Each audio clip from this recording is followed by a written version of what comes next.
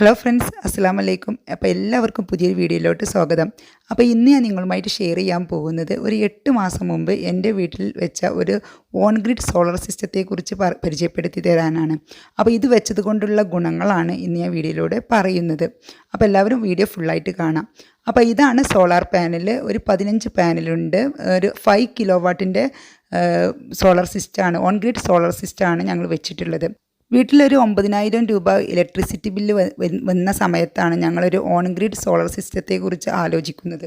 പെട്രോളിനും ഡീസലിനുമൊക്കെ അനുദിനം വില വർദ്ധിച്ചു വരികയാണെന്ന് നമുക്കെല്ലാവർക്കും അറിയാം. അതുപോലെ തന്നെ ഇലക്ട്രിസിറ്റി ബില്ലും ഇടയ്ക്കിടയ്ക്കൊക്കെ ഗണ്യമായി കൂടുന്നുണ്ട്.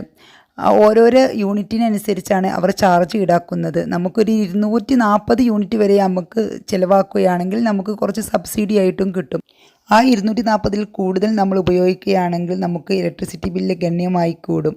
കാരണം ഒരു 300 യൂണിറ്റിൽ കൂടുതലാണെങ്കിൽ അത് 640 രൂപ ഒരു യൂണിറ്റിന് വെച്ച് കൊടുക്കേണ്ടി വരും. അത് 400-ൻ്റെ മുകളിലാണെങ്കിൽ 760-ഉം 800-ൻ്റെ മുകളിലാണെങ്കിൽ 710 വരെ യൂണിറ്റിന് നമ്മൾ ചാർജ് കൊടുക്കേണ്ടി വരും. അങ്ങനെയാകുമ്പോൾ നമുക്കൊരു വലിയൊരു ബില്ല് ഇലക്ട്രിസിറ്റി ബില്ലായിട്ട് വരികയും ചെയ്യും. അങ്ങനെ ഒരു 9,000 എത്തി നിൽക്കുമ്പോഴാണ് ഞങ്ങൾ ഈ സോളാർ സിസ്റ്റത്തെക്കുറിച്ച് ആലോചിക്കുന്നത്. സോളാർ പാനൽ വഴി പ്രൊഡ്യൂസ് ചെയ്യുന്ന ഇലക്ട്രിസിറ്റി KCBയുടെ ഗ്രിഡിലേക്ക് നേരിട്ട് സപ്ലൈ ചെയ്യുന്ന ഒരു രീതിയാണ് ഇതിൻ്റെ പ്രവർത്തന രീതി എന്ന് പറയുന്നത്. ഇതിൻ്റെ പ്രധാന ഭാഗങ്ങൾ ഒന്ന് സോളാർ പാനൽ, രണ്ടാമത്തേത് ഇൻവെർട്ടറാണ്. അപ്പോൾ ഇതാണ് ഇൻവെർട്ടർ. പിന്നെ DB, energy meter, net metre എന്നിവയാണ്. അപ്പോൾ ഇതാണ് സോളാറിൻ്റെ ഇൻവെർട്ടർ. ഇതിലിങ്ങനെ കാണിക്കും. ഇതിപ്പോൾ രാവിലെയാണ് ഷൂട്ട് ചെയ്യുന്നത്. ഇപ്പോൾ നമ്മുടെ വെളിച്ചം കുറവായതുകൊണ്ട് ഇപ്പോൾ പ്രൊഡക്ഷൻ കുറവാണ്. ഉച്ച സമയത്തൊക്കെ കൂടുതലായിട്ട് കാണിക്കൂട്ടോ. സൺലൈറ്റ് എത്ര വരുന്നുണ്ട് അതിനനുസരിച്ച് ഇവിടെ ഇത് കൂടാറുണ്ടെന്ന് മാത്രം അറിയാം. പിന്നെ വരുന്നത് ഇതിൻ്റെ മീറ്ററാണ്. അപ്പോൾ 2 മീറ്റർ ഉണ്ട്. ഇതിപ്പോൾ സോളാർ പാനൽ വെച്ചപ്പോൾ വേറെ ഒരു മീറ്റർ വെച്ചതാണ്. ഈ മീറ്ററിൽ നമ്മുടെ ഇവിടെ സോളാർ പാനൽ പ്രൊഡ്യൂസ് ചെയ്ത ഇലക്ട്രിസിറ്റിയും അതുപോലെ തന്നെ നമ്മൾ യൂസ് ചെയ്ത ഇലക്ട്രിസിറ്റിയും കാണിക്കും. അപ്പോൾ നമുക്ക് അത് രണ്ടും കൂടി മൈനസ് ചെയ്തിട്ടാണ് നമുക്ക് ബില്ല് വരിക. അപ്പോൾ അത് രണ്ടും ഈക്വൽ ആണെങ്കിൽ നമുക്ക് ബില്ല് ഇത് മാത്രം കൊടുത്താൽ മതി. നമ്മുടെ മിനിമം ചാർജ് മാത്രം കൊടുത്താൽ മതി. അതായത് 100 രൂപയാണ് മിനിമം ചാർജ്. അത് ഫിക്സ്ഡ് ചാർജാണ്. അതെന്തായാലും കൊടുക്കണം മന്ത്ലി. അത് മാത്രം വരും. അതല്ല, അതിൽ കൂടുതലായിട്ട് നമ്മൾ പ്രൊഡ്യൂസ് ചെയ്യുന്നത് കുറവും ഉപയോഗം കൂടുതലും ആണെങ്കിൽ അതിനനുസരിച്ചുള്ള ഒരു ബില്ല് വരും. അതല്ല, നമ്മുടെ പ്രൊഡ്യൂസ് ചെയ്യുന്നത് കൂടുതലും നമ്മുടെ ഉപയോഗം കുറവുമാണെങ്കിൽ നമുക്ക് ബില്ല് ഈ 100 രൂപ കൊടുത്താലും മതി. നമ്മുടെ ഇതിലോട്ട് ആഡ് ചെയ്യുകയും ചെയ്യും. അപ്പോൾ നമുക്ക് വർഷത്തിൽ നമുക്ക് ആഡ് ചെയ്തിട്ട് നമുക്കതിൻ്റെ പൈസ നമ്മുടെ ബാങ്ക് അക്കൗണ്ടിലേക്ക് വരികയും ചെയ്യും.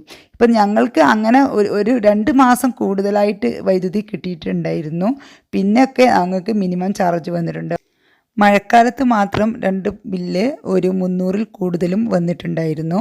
ബാക്കിയെല്ലാം മിനിമം ചാർജസ് മാത്രമേ വന്നിട്ടുണ്ടായിരുന്നുള്ളൂ. ഇനി നമുക്ക് ഇതിനെക്കുറിച്ച് കൂടുതൽ അറിയാൻ വേണ്ടിയിട്ട് ഞങ്ങൾ ചെയ്ത കമ്പനിയായ ഇൻഡിവ ടെക്നോളജീസ് PVT ലിമിറ്റഡിൻ്റെ മാനേജറുമായിട്ട് നമുക്ക് നേരിട്ട് സംസാരിക്കാം.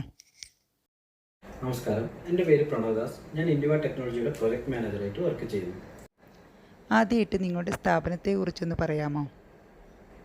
ഞങ്ങളുടെ സ്ഥാപനത്തെക്കുറിച്ച് പറയുകയാണെങ്കിൽ 2 വർഷമായി സോളാർ, സെക്യൂരിറ്റി സിസ്റ്റം, ഓട്ടോമേഷൻ എന്നീ രംഗങ്ങളിൽ പ്രവർത്തിക്കുന്ന ഒരു പ്രൈവറ്റ് ഫേമാണ് ഞങ്ങളുടേത്. 2 ടൈപ്പ് സോളാർ സിസ്റ്റം ഉണ്ടല്ലോ, അതിനെക്കുറിച്ചൊന്ന് വിശദീകരിക്കാമോ? സോളാർ സിസ്റ്റത്തെ കുറിച്ച് പറയുകയാണെങ്കിൽ സോളാർ സിസ്റ്റം വരുന്നത് 2 ടൈപ്പാണ്. ഓൺ ഗ്രിഡ് സോളാർ സിസ്റ്റവും ഓഫ് ഗ്രിഡ് സോളാർ സിസ്റ്റം.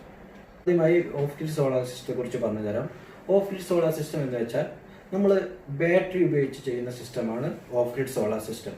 നമ്മൾ സോളാറിൽ നിന്ന് ഉൽപ്പാദിപ്പിക്കുന്ന വൈദ്യുതി ബാറ്ററിയിൽ സ്റ്റോർ ചെയ്യുകയും നമ്മുടെ വീട്ടിലെ ഉപകരണങ്ങൾക്കോ മറ്റുള്ള ആവശ്യങ്ങൾക്കുമായി നമുക്ക് ഇലക്ട്രിസിറ്റി ഷട്ട് ഡൗൺ ആകുമ്പോഴോ എപ്പോഴെങ്കിലും നമുക്ക് യൂസ് ചെയ്യുന്നൊരു രീതിയാണ് നമുക്ക് ഓഫ് ഗ്രിഡ് സോളാർ സിസ്റ്റത്തിൽ വരുന്നത്. അടുത്തതായി വരുന്നത് ഓൺ ഗ്രിഡ് സോളാർ സിസ്റ്റമാണ്.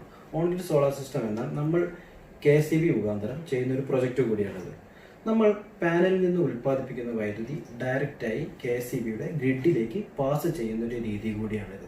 ഇതിലും മുഖാന്തരം നമുക്ക് കിട്ടുന്ന വൈദ്യുതി നമ്മുടെ ആവശ്യാനുസരണം ഉപയോഗിക്കുകയും ബാക്കി വരുന്ന വൈദ്യുതി നമുക്ക് KCBയിലേക്ക് എക്സ്പോർട്ട് ചെയ്യുകയും അതിന് നമുക്ക് വർഷാവസാനം എമൗണ്ട് ആയിട്ടോ അല്ലെങ്കിൽ ഫ്യൂച്ചറിൽ എപ്പോഴെങ്കിലും നിങ്ങൾക്ക് വൈദ്യുതി നമുക്ക് ബാക്കി വരുന്ന വൈദ്യുതി ഉപയോഗിക്കണമെന്ന് തോന്നുകയാണെങ്കിൽ അത് ഉപയോഗിക്കാനുള്ള ഒരു രീതി കൂടിയാണ് ഓൺ ഗ്രിഡ് സോളാർ സിസ്റ്റത്തിൽ നമ്മൾ ചെയ്യുന്നത്. ഇവിടെ ചെയ്തിരിക്കുന്ന project 5 kilo watt on grid solar സിസ്റ്റമാണ്. ഒരു ഓൺ ഗ്രിഡ് സോളർ സിസ്റ്റത്തിൽ മെയിനായിട്ട് വരുന്നത് എന്തൊക്കെയാണ്?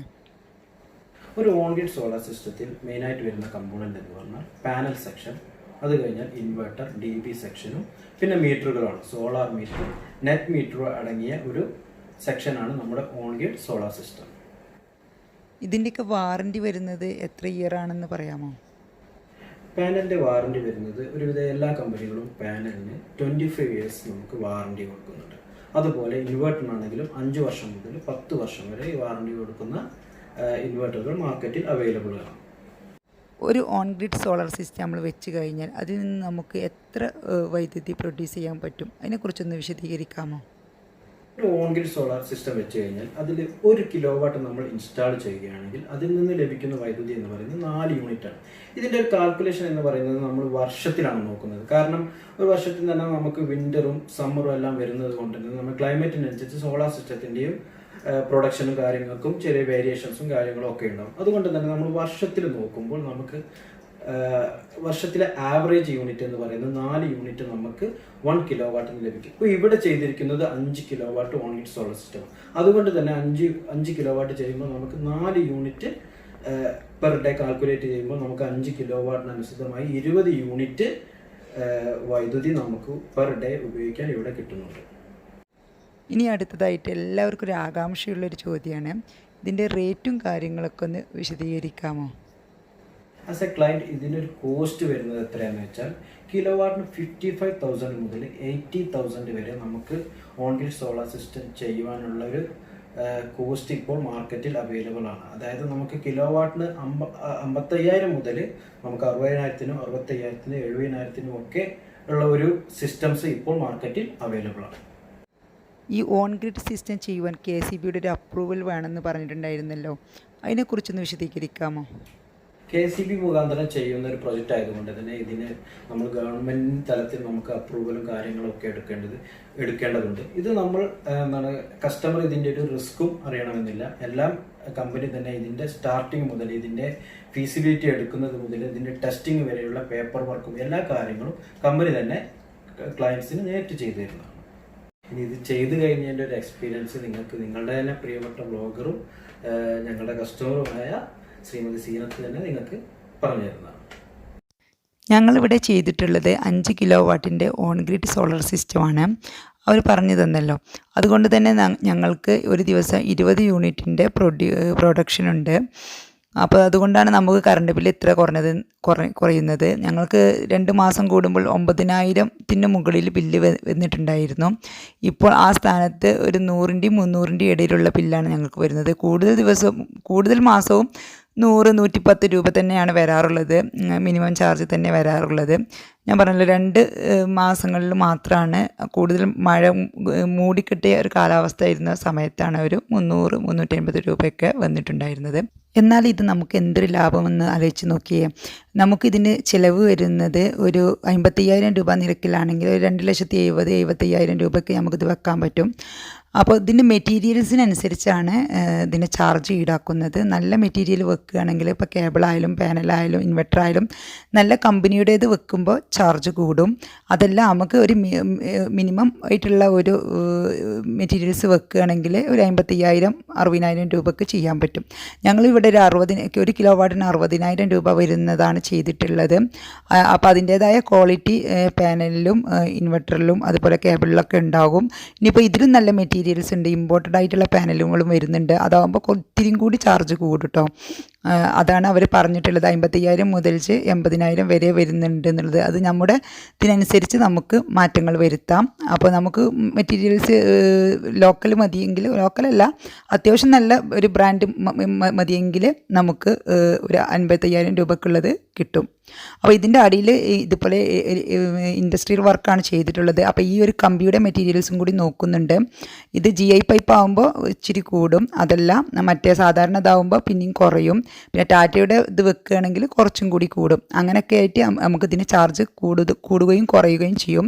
പിന്നെ ഇതിന് ആകെയുള്ളൊരു മെയിൻ്റനൻസ് വരുന്നത് ഇടയ്ക്ക് 3-4 മാസം കൂടുമ്പോൾ ഇതുപോലെ ഒന്ന് പാനലൊന്ന് തുടച്ച് കൊടുത്താൽ മതി. വെറുതെ ജസ്റ്റ് തുണി എടുത്തിട്ട് കുറച്ച് വെള്ളമാക്കിയിട്ടായാലും കുഴപ്പമില്ല, ഇല്ലെങ്കിൽ ഒരു ഉണങ്ങിയ തുണി കൊണ്ടായാലും കുഴപ്പമില്ല. ഇപ്പോൾ ഇടയ്ക്കൊന്ന് മഴ ചാറുകയാണെങ്കിൽ ഒരു ഉണങ്ങിയ തുണി കൊണ്ടൊന്ന് വെറുതെ കുട്ടികളെ ആരെങ്കിലും കയറ്റിയിട്ട് ജസ്റ്റ് ഒന്ന് പൊടി തുടച്ച് കൊടുത്താൽ മതി. അതൊരു 5-6 മാസം കൂടുമ്പോൾ മാത്രം മതി.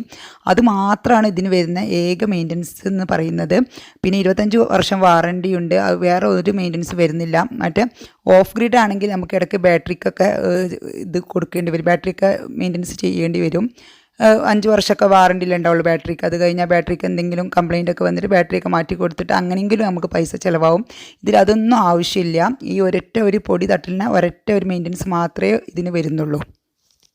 നിങ്ങളുടെ വീട്ടിൽ 2 മാസത്തെ ബില്ല് 5000-ന് മുകളിൽ വരുന്നുണ്ട് എങ്കിൽ നിങ്ങൾക്കൊരു ഓൺ ഗ്രിഡ് സോളാർ സിസ്റ്റം വെക്കുന്നതിനെ പറ്റി ചിന്തിക്കുന്നത് നല്ലതാണ്. കാരണം നമുക്ക് എന്തായാലും അങ്ങനെ ഒരു 5000 രൂപ നമ്മുടെ 2 മാസം കൂടുമ്പോൾ നമുക്ക് വരുന്നുണ്ട് എങ്കിൽ വേനൽക്കാലം ആകുമ്പോൾ അതിൻ്റെ ഇരട്ടിയാവും, AC-യുടെ ഉപയോഗമൊക്കെ കൂടുന്നത് കൊണ്ട്. അപ്പോൾ അങ്ങനെ ആകുമ്പോൾ നമ്മളൊരു വർഷത്തിൽ 40,000 രൂപ കറണ്ട് ബില്ലായിട്ട് കൊടുക്കേണ്ടി വരും. അപ്പോൾ അങ്ങനെ ആകുമ്പോൾ നമുക്ക് വർഷത്തിൽ കാൽക്കുലേറ്റ് ചെയ്യണം എപ്പോഴും, ഒരു വർഷം നമ്മൾ എത്ര കറണ്ട് ബില്ല് കൊടുക്കുന്നുണ്ട് എന്ന്. അപ്പോൾ ഒരു 40,000 രൂപ കൊടുക്കുന്ന ഒരു വീട്ടിൽ നമുക്കിതൊരു 6-7 വർഷം കൊണ്ട് നമുക്ക് ഈ ഒരു പൈസ മുതലാക്കാവുന്നതാണ്. ബാക്കി കിട്ടുന്നതൊക്കെ നമുക്ക് ലാഭമാണ്. അപ്പോൾ അങ്ങനെ വരുന്നൊരു വീട്ടിൽ നമുക്ക് ഇങ്ങനെ ഒരു ഓൺ ഗ്രിഡ് സോളാർ സിസ്റ്റത്തെ വെക്കുന്നതിനെക്കുറിച്ച് ഒന്ന് ആലോചിക്കുക വേണം കേട്ടോ. ഇനിയിപ്പോൾ ഈ കറണ്ട് ബില്ല് കൊടുക്കുന്ന സമയത്ത് നമ്മൾക്ക് കരുതേണ്ടി വരും. ഇപ്പോൾ കുട്ടികൾ ലൈറ്റ് ഇടുന്നതും ഫാൻ ഇടുന്നതും അവരുടെ ബേക്കിൽ നമ്മൾ നടക്കേണ്ടി വരും. അവർ എവിടെയെങ്കിലും ലൈറ്റ് ഓൺ ചെയ്തിട്ടുണ്ടോ നമ്മൾ പെട്ടെന്ന് തന്നെ ഓഫാക്കും. അങ്ങനത്തെ ഒരു പ്രശ്നവും ഇതിൽ വരുന്നില്ല. ഇപ്പോൾ ഞാൻ അങ്ങനെയൊന്നും ചെയ്യാറില്ല, ഒന്നും കരുതാറുമില്ല. എന്നിട്ടും ഞങ്ങൾക്ക് ഇത്ര തന്നെ ബില്ല് വരുന്നുള്ളൂ. അപ്പോൾ എല്ലാവരും ഇതിനെക്കുറിച്ച് ഒന്ന് ചിന്തിക്കുന്നത് നല്ലതാണ്. വൈദ്യുതി ബില്ല് ഒരു 5000-ൽ കൂടുതൽ വരുന്ന വീട്ടിൽ എന്തായാലും ചിന്തിക്കേണ്ടത് അത്യാവശ്യമാണ്. ഇനി KCBയുടെ ബില്ല് കൂടുകയാണെങ്കിലും നമ്മളെ ബാധിക്കുകയില്ല ഇങ്ങനെ ഒരു സോളാർ സിസ്റ്റം ചെയ്യുകയാണെങ്കിൽ. അപ്പോൾ ഞാൻ പറഞ്ഞല്ലോ, ഇപ്പോൾ പെട്രോളിനും ഡീസലിനും വില വർദ്ധിക്കുകയാണെങ്കിൽ നമുക്ക് വേണമെങ്കിൽ ഒരു ഇലക്ട്രിക് കാറിനെ കുറിച്ചോ അല്ലെങ്കിൽ ഇലക്ട്രിക് സ്കൂട്ടറിനെ കുറിച്ചോ നമുക്ക് ആലോചിക്കാവുന്നതേ ഉള്ളൂ. ഇങ്ങനെയൊരു സോളാർ സിസ്റ്റം വെക്കുന്ന വീട്ടിൽ ഒരു ഇലക്ട്രിക് കാറോ ബൈക്കോ ഉണ്ടെങ്കിൽ നമുക്ക് അതുവഴി നമുക്ക് ഡീസലിൻ്റെയും പെട്രോളിൻ്റെയും വിലയിൽ നിന്ന് നമുക്ക് ഒരു പരിധി വരെ നമുക്ക് ഇത് കിട്ടുകയും ചെയ്യും. ഒരു ഇലക്ട്രിക് കാറൊക്കെ കിട്ടുകയാണെങ്കിൽ കാറൊക്കെ വാങ്ങുകയാണെങ്കിൽ നമുക്ക് നല്ല ഇതായിരിക്കും. കാരണം നമുക്ക് കൂടുതൽ കറണ്ട് മിച്ചം വരുന്നതല്ലേ. അപ്പോൾ അത് നമുക്ക് കാറിന് യൂസ് ചെയ്യാൻ പറ്റും. അപ്പോൾ അതുവഴി നമുക്ക് പെട്രോളിലും ഡീസലും അടിക്കുന്ന പൈസയും കൂടി സേവ് ചെയ്യാൻ പറ്റും. പിന്നെ അത് മാത്രമല്ല, ഞാനിപ്പോൾ ഗ്യാസ് ഉപയോഗിക്കുന്നേ ഇല്ല, ഒക്കെ ഇൻഡക്ഷൻ കുക്കറിലാണ് വെക്കുന്നത്. കറണ്ടിൻ്റെ ഇൻഡക്ഷൻ കുക്കറാണ് ഞാൻ ഉപയോഗിക്കുന്നത്. എന്നിട്ടും എനിക്ക് കറണ്ട് ബില്ല് കൂടുന്നില്ല. ഞാൻ ഗ്യാസ് വല്ലപ്പോഴും 6 മാസം കൂടുമ്പോഴാണ് ഞാൻ ഇപ്പോൾ ഗ്യാസ് നിറക്കുന്നത്. അതുകൊണ്ട് തന്നെ ഗ്യാസ് ഫില്ല് ചെയ്യുന്ന പൈസയും ഇപ്പോൾ സേവ് ചെയ്യാൻ പറ്റുന്നുണ്ട്. ഇത് ചെയ്യാത്തതിന് മുമ്പ് ഞാൻ ഒരു 28 ദിവസം ഏറി വന്ന ഒരു മാസമായിരുന്നു എനിക്കൊരു ഗ്യാസ് സിലിണ്ടർ ഉപയോഗിച്ചിരുന്നത്. ആ സ്ഥാനത്താണ് ഇപ്പോൾ 5-6 മാസം കൂടുമ്പോഴാണ് ഇപ്പോൾ ഞാൻ ഗ്യാസ് സിലിണ്ടർ നിറക്കുന്നത്. അതും കറണ്ടില്ലാത്ത സമയത്താണ് ഞാൻ ഗ്യാസ് ഉപയോഗിക്കാറ്. കറണ്ട് ഉണ്ടാകുമ്പോൾ എപ്പോഴും ഇൻഡക്ഷൻ കുക്കറിലാണ് വെക്കുന്നത്. അതാണ് എനിക്ക് സുഖവും എളുപ്പവും ആയി കിട്ടുകയും ചെയ്യുന്നത്. അപ്പോൾ അതും എനിക്കൊരു നല്ല ഒരു ഇതായിട്ട് തോന്നി. അപ്പോൾ നിങ്ങൾക്കിത് ചെയ്യാനുള്ള കഴിവുണ്ടെങ്കിൽ എന്തായാലും ഇത് കൂടുതലായിട്ടൊന്നും ചിന്തിക്കേണ്ട. പെട്ടെന്ന് തന്നെ ഒരു ഓൺ ഗ്രിഡ് സോളാർ സിസ്റ്റത്തെക്കുറിച്ച് എല്ലാവരും ആലോചിക്കുന്നത് വളരെ നല്ലതാണ്. നമ്മുടെ വീടിൻ്റെ കണക്റ്റഡ് ലോഡ് നോക്കിയിട്ട് അതിൻ്റെ 80% വരെയാണ് നമുക്ക് ഫീസിബിലിറ്റി കിട്ടുക. അതുപോലെ തന്നെ ഒരു ട്രാൻസ്ഫോമറിൻ്റെ പരിധിയിൽ ഇത്ര കിലോ വാട്ട് എന്നുള്ള ഒരു കണക്കും കൂടി ഉണ്ട്. അത് കറക്റ്റ് എത്രയാണെന്ന് അറിയില്ല, അപ്പോൾ കുറച്ച് കൂട്ടിയിട്ടുണ്ടെന്നാണ് കേട്ടത്. അപ്പോൾ കുറേ എല്ലാവരും ഇപ്പോൾ സോളാർ പാനൽ വെക്കുകയാണെങ്കിൽ അത് നമ്മുടെ ട്രാൻസ്ഫോമറിന് താങ്ങാതെ ആയി വരും. അപ്പോൾ അതിനൊരു കണക്കും കാര്യങ്ങളൊക്കെ ഉണ്ട്. അപ്പോൾ അതും കൂടി നോക്കിയിട്ടാണ് നമുക്ക് KCBയിൽ നിന്ന് അപ്രൂവൽ കിട്ടുള്ളൂ. ഞാൻ ഇതിനോടൊപ്പം തന്നെ ഒരു സോളാറിൻ്റെ വാട്ടർ ഹീറ്ററും വെച്ചിട്ടുണ്ടായിരുന്നു. അപ്പോൾ ഞങ്ങളിവിടെ ഹൗസ് വാമിങ് കഴിഞ്ഞിട്ട് 18 വർഷമായി. അന്ന് തന്നെ ഞാനൊരു അനുവിൻ്റെ സോളാർ വാട്ടർ ഹീറ്റർ വെച്ചിട്ടുണ്ടായിരുന്നു. അതിപ്പോൾ കംപ്ലൈൻ്റ് ആയി. അതുകൊണ്ട് ഞാൻ ഇപ്പോൾ പുതിയൊരു വാട്ടർ ഹീറ്റർ മേടിച്ചിട്ടുണ്ടായിരുന്നു. അപ്പോൾ അതും നല്ലതാണ്. സോളാർ വാട്ടർ ഹീറ്റർ നമുക്ക് കറണ്ടിൻ്റെ ഹീറ്റർ ഉപയോഗിക്കുകയാണെങ്കിൽ കറണ്ട് ബില്ല് നന്നായിട്ട് വരും, എല്ലാവർക്കും അറിയാമല്ലോ. അപ്പോൾ അതുകൊണ്ട് സോളാർ വാട്ടർ ഹീറ്റർ വെക്കുകയാണെങ്കിൽ നമുക്ക് കിച്ചണിലും ബാത്റൂമിലൊക്കെ നമുക്ക് നല്ല ഇഷ്ടം പോലെ ചുടുവെള്ളം ഉപയോഗിക്കാം. കറണ്ട് ബില്ലിനെ ഭയക്കേണ്ടതേ ഇല്ല. അപ്പോൾ ഒരു സോളാർ വാട്ടർ ഹീറ്ററും വെക്കുന്നത് വളരെ നല്ലതാണ്. ഞങ്ങൾക്കിത് ചെയ്തു തന്നിട്ടുള്ളത് ഇൻഡിവ ടെക്നോളജീസ് പ്രൈവറ്റ് ലിമിറ്റഡ് ആണ്. അവർക്ക് മലപ്പുറത്തും കോഴിക്കോടും തൃശ്ശൂരൊക്കെ ഓഫീസുണ്ട്. കേരളത്തിൽ എവിടെ വേണമെങ്കിലും അവർ ചെയ്തു കൊടുക്കും. പിന്നെ അതുമാത്രമല്ല നല്ല സർവീസും കാര്യങ്ങളൊക്കെയാണെന്ന് അവരെ കുറിച്ചിട്ട് അന്വേഷിച്ചപ്പോൾ അറിഞ്ഞത്. ഇപ്പോൾ അവർ വേനൽക്കാല ഓഫറുകളും കൊടുക്കുന്നുണ്ട്. ഇപ്പോൾ ചെയ്യുന്നവർക്ക് അവർ CCTV ക്യാമറ അവർ ഫ്രീ ആയിട്ട് ചെയ്തു കൊടുക്കുന്നുണ്ട്. നിങ്ങൾക്ക് ആർക്കെങ്കിലും താല്പര്യമുണ്ടെങ്കിൽ അവരെ കോൺടാക്റ്റ് നമ്പർ ഞാൻ ഡിസ്ക്രിപ്ഷൻ ബോക്സിൽ കൊടുക്കുന്നുണ്ട്. അവരുമായി ബന്ധപ്പെടാവുന്നതാണ്. അവർ പെട്ടെന്ന് തന്നെ എല്ലാം ചെയ്തു തരും. ഞങ്ങളൊന്നും പിന്നെ അറിഞ്ഞിട്ടില്ല. ഒരു KCBയിൽ നിന്നുള്ള അപ്രൂവലിനായിട്ടുള്ള 2 പേപ്പറിൽ സൈൻ ചെയ്ത് കൊടുത്തിട്ടേ ഉള്ളൂ. ബാക്കിയെല്ലാം അവർ തന്നെയാണ് ചെയ്തിട്ടുള്ളത്. ഞങ്ങളൊന്നും അറിഞ്ഞിട്ടില്ല. അപ്പോൾ അത്രയ്ക്കും നമുക്ക് ഒന്നും അറിയേണ്ട കാര്യമില്ല. അപ്പോൾ എല്ലാവർക്കും ഈ വീഡിയോ ഇഷ്ടമായി എന്ന് വിചാരിക്കുന്നു. ഇഷ്ടമായ ഫ്രണ്ട്സിനും റിലേറ്റീവ്സിനൊക്കെ ഒന്ന് ഷെയർ ചെയ്യുക. ഇതുവരെയും എൻ്റെ ചാനൽ സബ്സ്ക്രൈബ് ചെയ്യാത്തവർ സബ്സ്ക്രൈബ് ചെയ്ത് സപ്പോർട്ട് ചെയ്യുക. അപ്പോൾ എല്ലാവർക്കും എൻ്റെ നന്ദി, നമസ്കാരം.